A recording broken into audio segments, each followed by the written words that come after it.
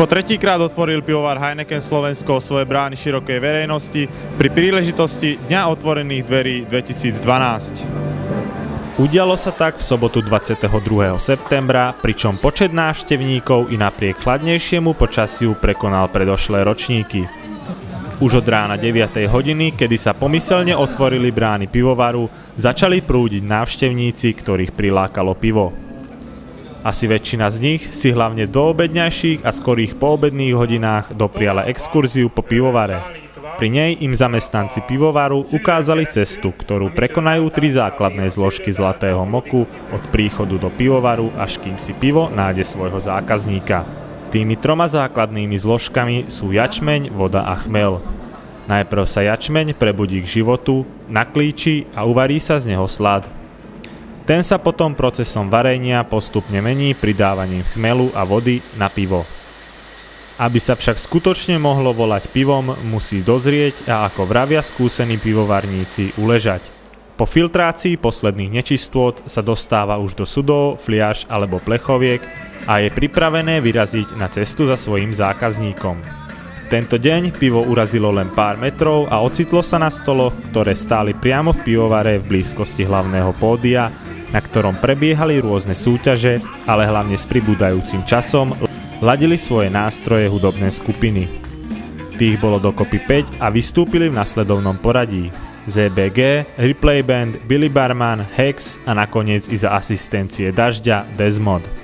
Všetky kapely podali vynikajúce výkony, čo sa odrazilo aj na potlesku obecenstva, ktorého početnosť rástla s každou jednou pesničkou. Ešte pred vystúpením Hexu sme si k nášmu mikrofónu pozvali hlavného sládka hurbanovského pivovaru Karola Franceho, ktorý nám prezradil niečo o histórii, súčasnosti i budúcnosti hurbanovského pivovaru. No, začalo to v roku 1969, vlastne ešte 2 roky skôr, kedy sa postavila a spustila sladovňa, ale pivovará značka Zlatý bažant začala fungovať v roku 1969, kedy sa uvarilo prvé pivo v Hurbanove. Naše pivo bolo od počiatku veľmi populárne, veľmi zaujímavé pre konzumenta na celom Slovensku, už aj tým svojím menom, ktoré získalo po hojnom výskyte bažantov divých v tomto regióne. Hej? Keďže pivo je žlté, je zlatožlté, je to zlatý nápoj, tak okamžite mal ten bažant aj prívlastok a získal teda meno Zlatý bažant. Na tie časy, teda zopakuje v rok 1969, to bolo naozaj pre pivo nebývalé, pretože rôzne pivá, rôzne vyrábané v rôznych mestách a častiach Československa vtedy, mali väčšinou meno podľa miesta výroby, to znamená XY ležiak, taký ležiak, podľa toho, kde sa vyrábal. Naše pivo bolo naozaj prvé, ktoré malo a získalo tzv. Mennú značku, že teda sa nejako volalo.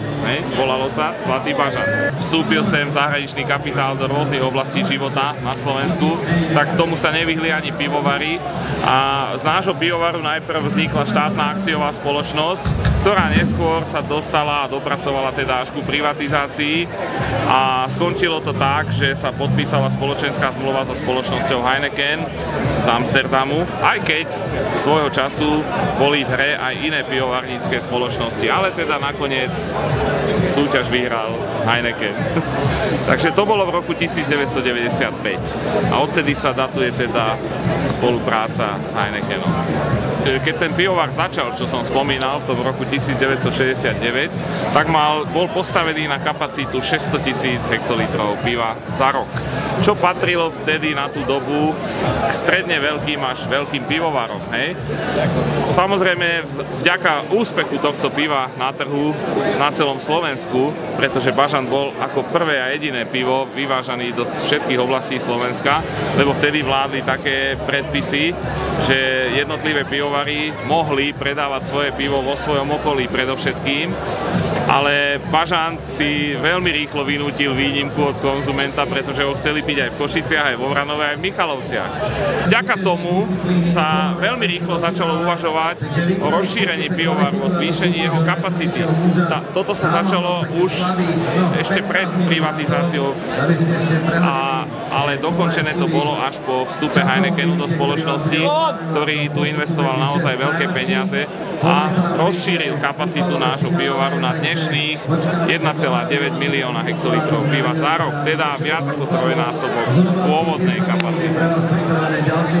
Práve Karol France učil spoločne s Martinom Melišom, ako si správne načapovať alebo naliať pohár piva, ale aj to, ako sa o pivo správne starať. Samozrejme, deň otvorených dverí sa netočil len okolo piva a hudby, ale aj iných aktivít. Na svoje si prišli deti, ktorých bola plná detská aréna a vyskúšali si množstvo atrakcií. Medzi už spomínané súťaže pre dospelých patrili aj súťaže zručnosti či sily s pivnými sudmi alebo ľudský stolný futbal. Deň otvorených dverí s poradovým číslom 3 teda nesklamal. Naopak, ako dokazuje počet návštevníkov, z roka na rok táto akcia láka viac a viac obyvateľov nášho mesta, ale aj bližšieho a ako dokazovala zmes ešpézetiek v okolí pivovaru aj širokého okolia. Aby sme úspešnosť potvrdili aj číslami, tak počas 3. ročníka sa v prepočte vypilo rekordných viac ako 12 000 veľkých pív.